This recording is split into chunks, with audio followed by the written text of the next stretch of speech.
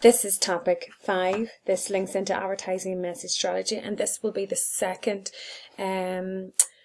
linked PowerPoint presentation to topic 5. So we've already had 15 minutes previous to this that takes us from the role of advertising, discussing definitions of advertising as well as types of advertising.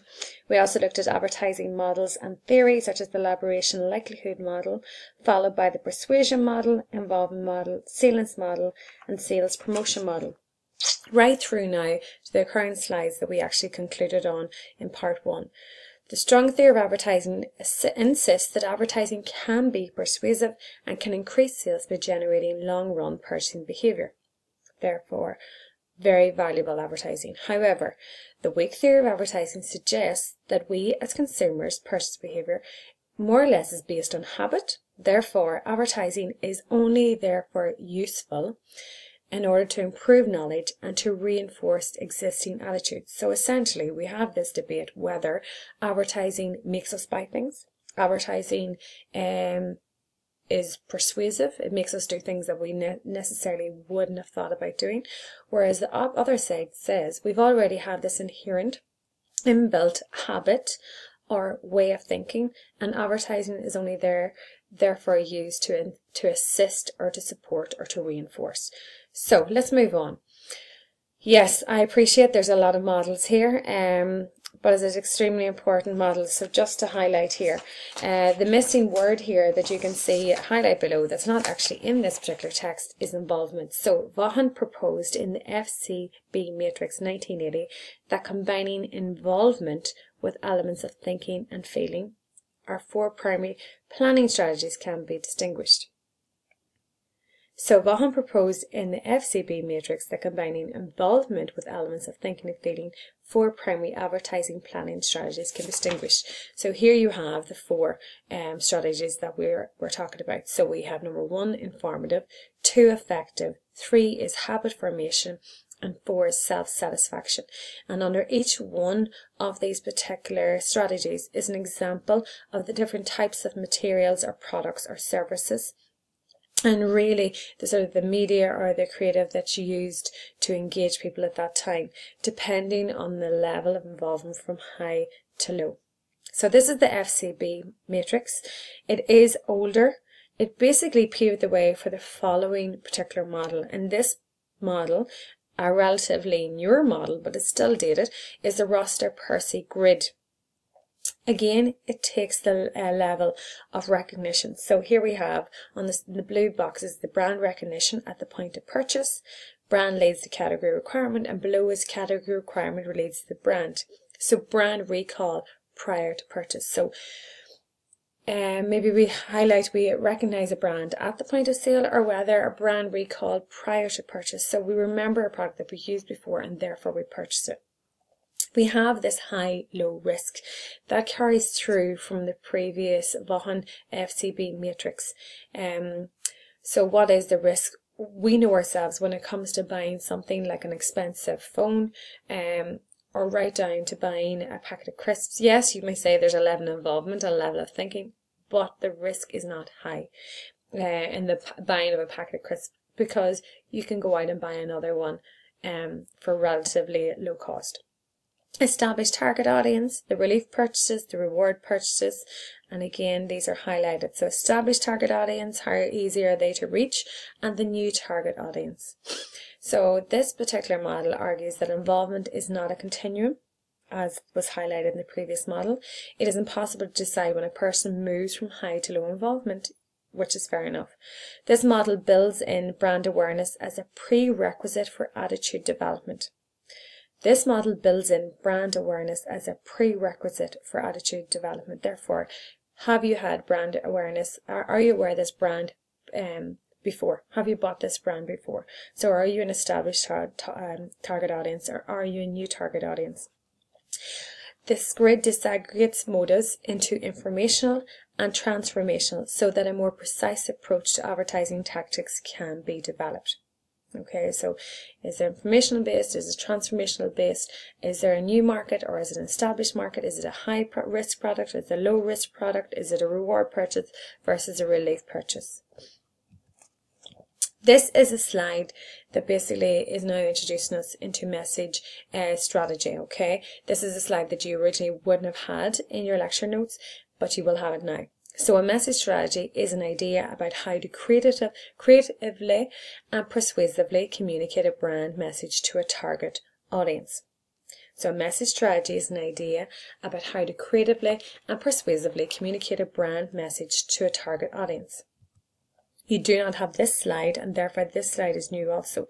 So a message strategy brief is a statement that summarizes the research and the insights for the creative team, and which helps the team identify the direction and focus for their creative and media ideas.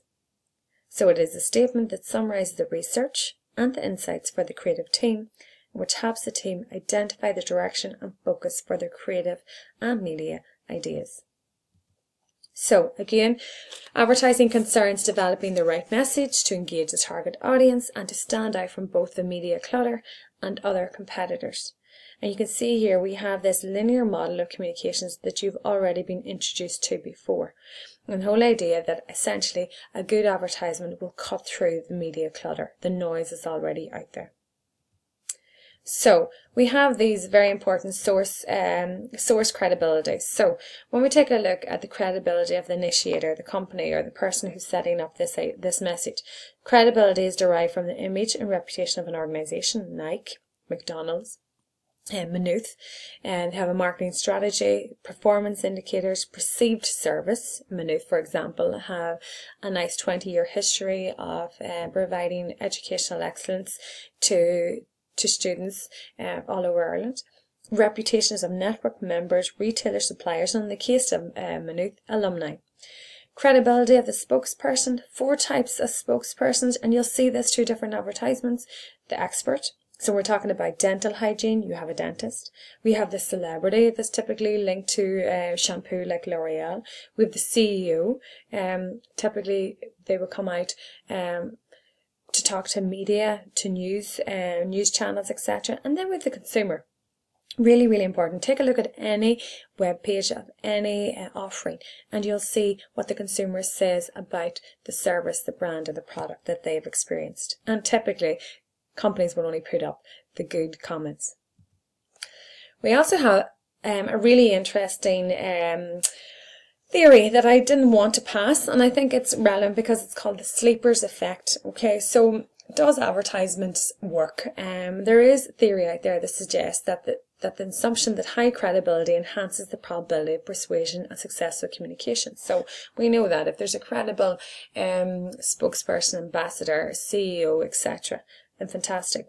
The impact of the source, however, is believed to dissipate after approximately 6 weeks, and only the content of the message is thought to dominate the receiver's attention. So that's really the crux of the sleeper's effect. The sleeper effect has not, however, been improved empirically, i.e. through in-depth research, but the implications is that the persuasiveness of the message, however, can increase over time. So the impact of the source, the actual person, so Cheryl Cole or Cheryl Tweedy on behalf of L'Oreal, etc. You'll forget about her, hopefully, and you'll remember the message, I'm worth it.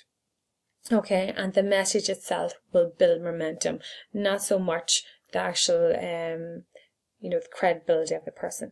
Furthermore, advertisers use highly credible sources. Using highly credible sources need to repeat the message on a regular basis in order that the required level of effectiveness and persuasion be maintained. Think about that sleeper's effect, and think about advertisements that you've seen and how this particular message is repeated and repeated over again. So advertising messages have 4 important structural elements. They have message balance, the need to balance information with emotion. So they don't necessarily want to make you cry all the time, but they actually have to get important information in. Conclusion drawing, complexity of the issue, education, immediate action. The order of the presentation, when to display the key selling points, at the start of the advertisement or at the end.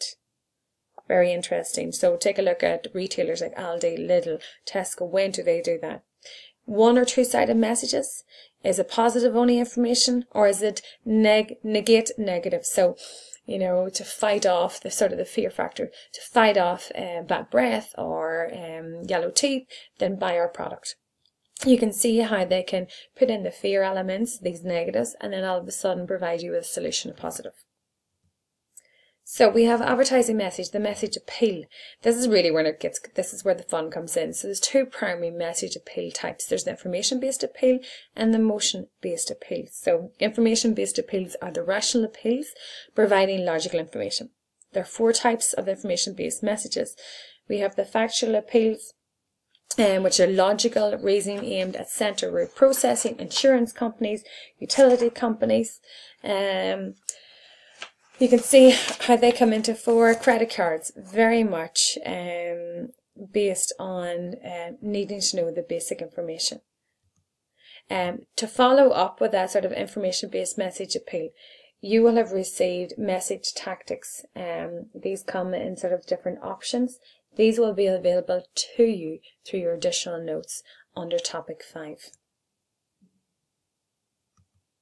Then we have the emotion-based appeal. And with the emotion-based appeal, as products become more similar to the need to differentiate becomes more important. So increasingly advertisers are using messages that appeal to consumers' emotions and feelings and drive engagement. These are considered to be soft sell. Any emotion can be used. Feeling-driven appeals include fear, humour, shock, music, animation, fantasy, and surrealism. So these are the commonly used formats, okay? These are the formats that we take a look at. News announcements, inherent drama, testimonials, authoritative, slice of life, fantasy, demonstration, comparison, animation, and cartoon. Therefore, as you can see, this is new to your slides, but you will have this particular material to copy down, or you will have this in your additional notes. Okay, so animation and cartoons is very unusual, as in it comes into sort of part of the message storing through the used formats, but it's also seen to be a part of the emotional side. We're naturally more drawn to animation and cartoons. I'm going to give you examples of each one of these. So when we talk about the slice of life appeals, it's basically a presentation of an anyday scenario that consumers can relate to, but it helps to establish credibility, okay? Or demonstration appeals present a problem to the audience, like a dirty floor, and show how the brand is instrumental to solving the problem. So we've got Mr. Muscle loves the jobs you hate, okay? So, you know, it typically is something that is dirty and it's magically made sparkly clean, just to show you how it works. Very simple. I use the example here of Alpro, a growing brand, providing what they have, like their almond milk, etc. So how does your morning look like? They're providing you with a slice of life here. Are you the eternal snoozer who prefers to cuddle up for a few minutes longer, or do you take all time you need to tuck into breakfast? Are you looking after yourself, or means breakfast tasty quality time with your loved one? Whatever your morning mood, we've got you covered. Alpro is designed to suit each morning, offering fresh inspiration at that particular link. So providing a recipe for different types of ways to use their product. This is a slice of life, and I will provide you with a link to that particular clip in your additional notes. Then we have this comparative advertising appeal. So positions brands relative to competitors or relative to the overall product quality, identifies key attributes, and ultimately will try and put themselves as a superior product to that of their competitors. And I'll give you a good example. You can't bypass the Aldi ads or the Lidl ads or whatever they do for these particular types of things. So this particular advertisement used by Aldi has always used this comparison ad. It doesn't downplay the quality of this particular product, but it highlights the price. So both are perceived, and naturally enough in this particular advertisement to say, well, look, we like this particular product, but we also like this one. And ultimately you can see the price difference that's being put out here in terms of comparison. And in one way, they're trying to balance, oh, this product looks the same, it works the same, but ultimately, there's a significant price difference. They make these ads very emotional and very catchy.